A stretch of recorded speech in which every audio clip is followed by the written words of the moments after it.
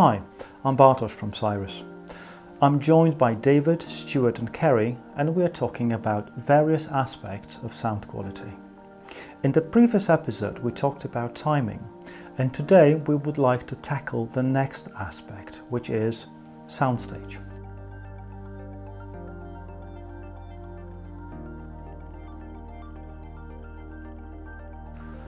I suppose soundstage may be defined as this illusion of space, of width, depth, or of this three-dimensionality we get when listening to music.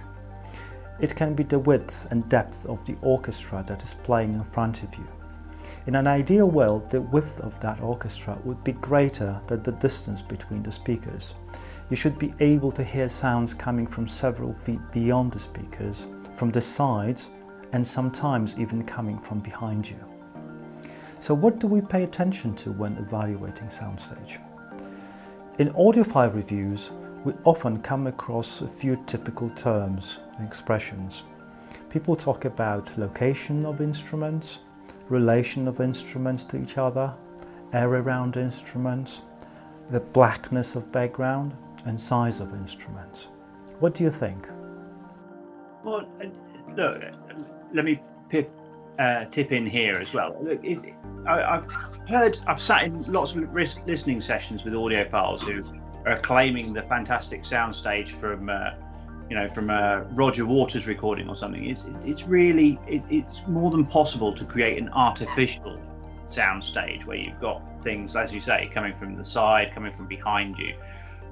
More than anything else, a soundstage has got to be real. And you mentioned the orchestra there. I think that's a really good test. If you can hear the difference between your violins on the left and your double bass and cello on the right, and where the woodwind is sat and the timpani at the back, can you paint a 3D picture of where all the instruments are? But it's got to feel like you're there, like it's actually real. That's the proper test, right? Gary, would it be fair to say that soundstage is in a way related to timing, which we talked about in our previous episode? Yes, it would. What it would be fair to say was that you can't have a natural and realistic soundstage without a well-timing system.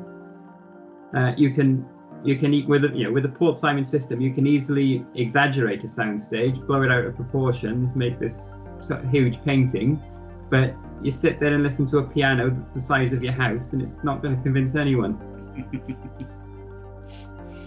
Yeah.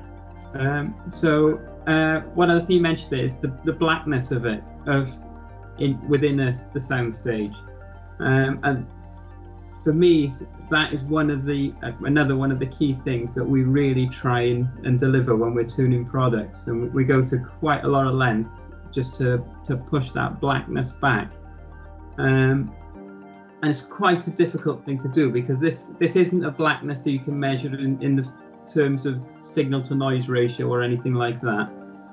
This is when the system's playing and alive in the room. So it's down to, it fundamentally stems right back to how we designed the PCB, so where the tracks are on the board. Because as your system's playing music, you've got currents being induced in those tracks, which will create eddy currents locally to those tracks. And they can cause disturbances with small signal sections of your amplifier if they're not tracked exactly how we want them to. And all of this sort of eats away at that blackness, and it'll start to colour it and start to raise it.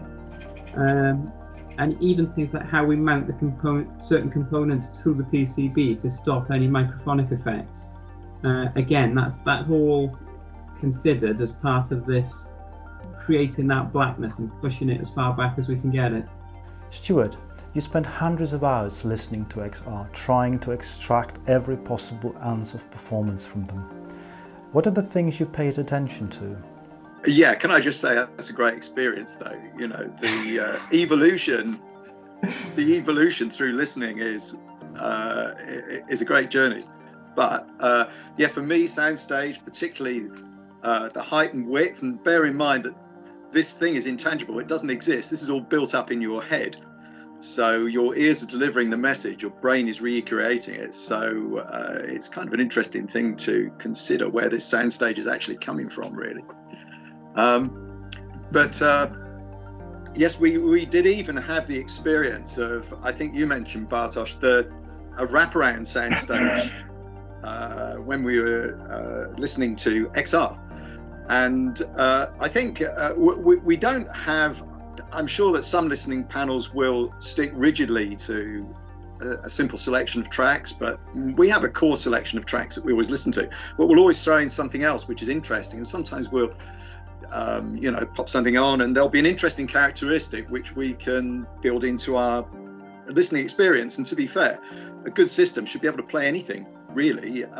If it's a bad recording, then you should be able to enjoy it for that. But in the particular case of this kind of wraparound sound, we played a Lady Gaga track from the Chromatica album, Rain on Me, and I think it was just Kerry and I that were sat there, and we both took the track off and said, "Did you hear that?" And it's just one of those great experiences where the sound suddenly came out around us, and we weren't expecting it, but there it was, and the system just did it.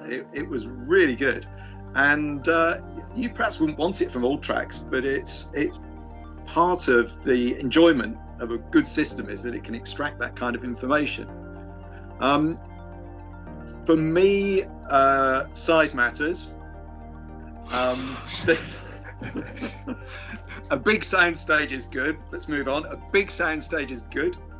So it's you know, it's not always the case. Some brands prefer a smaller, more, and not say precise, but a smaller soundstage, and that's their call.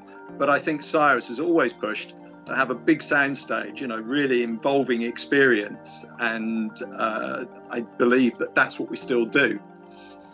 And to also keep tangibles in there. So, for example, on a good recording, to try and get the right size piano, the right size of a solo singer, that kind of thing too is very important. And for example, a track like Nils Lofgren, the live album, Keith Don't Go, Acoustic Live, that's what it's called, Keith Don't Go. So there is very little but quite a lot going on in that track, and it's a nice track for sort of measuring the size of the performer, that kind of thing. And you actually get that illusion of a person standing there and performing. Yeah, really good. That's all for this episode. Join us next time. And do not forget to subscribe to our channel to be notified about any new videos we publish. Bye.